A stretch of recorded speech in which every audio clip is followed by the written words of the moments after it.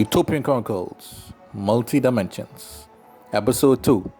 Andrew looks for a miracle. Weeks after the War of the Five Kingdoms and Chevalier's escape, Andrew went back to his home planet, standing on the hills, looking at the sky. He spent time fasting and praying for a miracle to help him in their fight against Chevalier. Many in his family and forces worried over him and the future of the empire as a whole.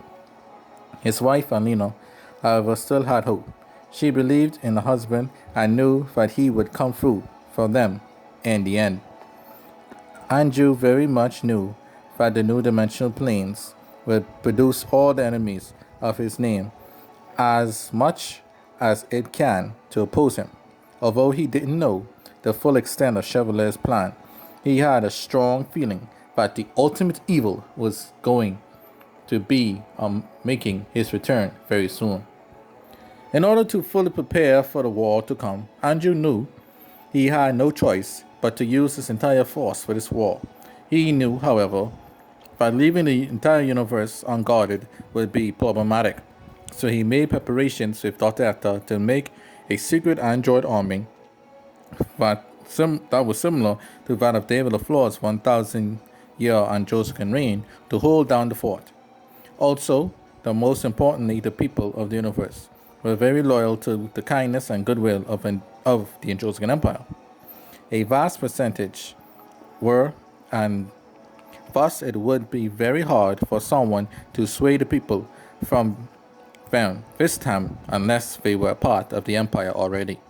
The people remembered the chaos that happened after the fall of the First Androsican Empire with two great wars and near extinction.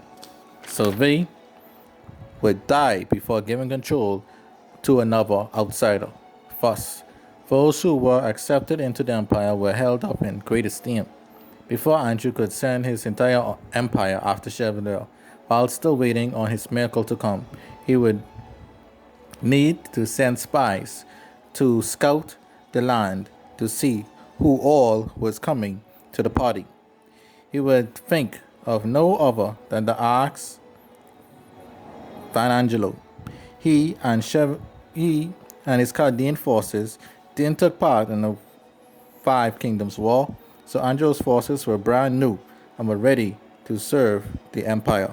So Angelo, being filled with pride as the emperor was coming to seek his help above all others, named his two closest allies for the task at hand.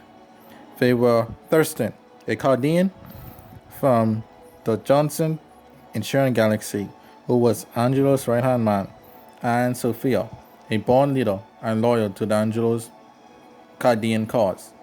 For this task, they will spend 2 months in the plains with all the equipment they needed to scout out the land and all of these forces. The two began very close friends and worked very well together, vowed that they would not fail in their task. Some time after that, Andrew with his wife by his side were standing on the balcony of the main castle of the Golden City, where they met. Andrew was still waiting for his miracle to come.